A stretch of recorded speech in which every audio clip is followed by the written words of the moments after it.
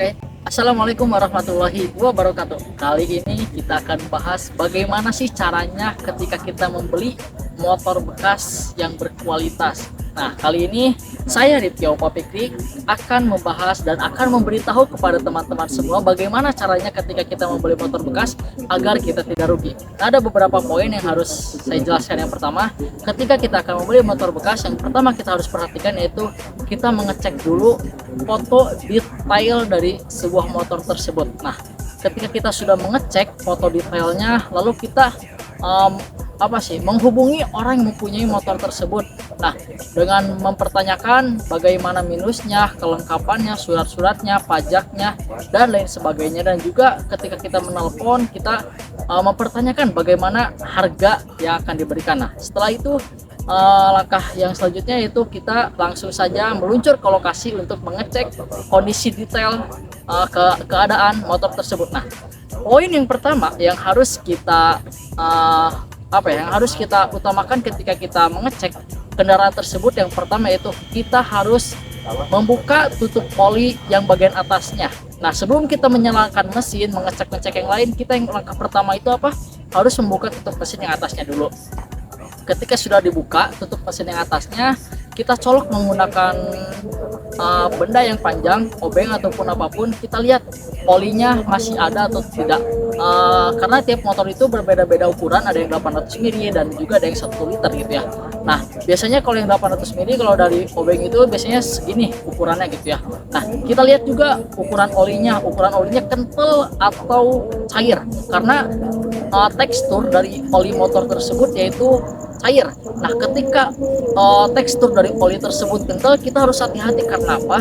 Karena banyak penjual-penjual yang jahat menggunakan oli-oli yang kental sehingga mesin tersebut dibilangnya menjadi adem, menjadi bagus. Dan ketika kita menggunakan oli yang aslinya, mesin itu akan kasar gitu, karena beda teksturnya antara oli yang kental dan juga oli yang cair. Ketika kita sudah mengecek tutup oli yang atas dan sudah mengecek tekstur oli dan juga bagaimana oli tersebut sebanyak atau sekurang apa, kita langkah selanjutnya yaitu mengecek bagian dari depan sampai bagian yang belakang. Kita mengecek mulai dari ban, apakah bannya masih tebal atau bannya sudah tipis, dan mengecek dari peleknya. Kita putarkan pelek tersebut, apakah peleknya ada geol atau tidak. Kalau peleknya ada geol, itu biasanya motor tersebut saat kecepatan tinggi dia itu menginjak lubang, sehingga ketika dipakai itu motor itu akan bual geol gini gitu ya, nggak akan enak dipakai. Nah, setelah mengecek pelek, kita cek bagian body dan juga tak kalah penting kita mengecek bagian kayak kelistrikan ataupun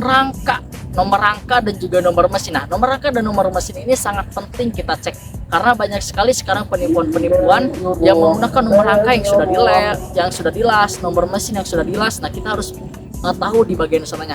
Ketika kita sudah mengecek dari bagian depan sampai bagian belakang, kita harus mengecek bagian suara mesinnya dengan kita menjalankan mesinnya, apakah motor tersebut masih bisa starter atau cuma bisa diselang engkol gitu. Nah, kita coba ketika mesin tersebut sudah dinyalakan, kita dengarkan suara mesin tersebut, apakah suara mesin tersebut lemes ataupun kasar. Setelah kita mengetahui suara mesin tersebut lemes atau kasar, bisa kita colok bagian ujung knalpotnya. Kita colok bagian ujung knalpotnya. Ketika dicolok jari kita itu ada hitam ataupun tidak. Nah, kalau misalnya jari kita hitam dari colokan ke knalpot, itu bisa terjadi bahwa ring sehernya itu sudah aus sehingga ada asap yang keluar dari mesin. Nah, kalau sudah ring sehernya aus, lumayan jajannya bisa ya. Biasanya jajannya kurang lebih dari 300 sampai 1 juta rupiah. Nah, untuk poin selanjutnya yang harus kita perhatikan yaitu ketika sudah mengecek tutup olinya, bodinya, bagian-bagian komponen yang lainnya dan juga suara mesinnya, kita ajak ngobrol konsumen yang punya motor tersebut. Ajak ngobrol bagaimana cara hati konsumen tersebut agar si hatinya terkena oleh kita. Nah, setelah terkena oleh kita hatinya, maka kita ajak ngobrol masalah bab harga. Nah, masalah bab harga ini sangat penting gitu ya.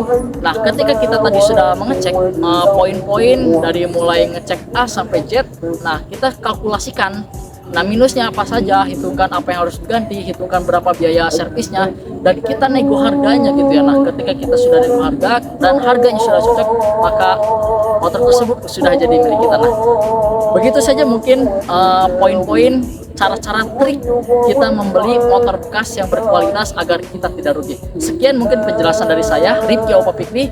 Wassalamualaikum warahmatullahi wabarakatuh.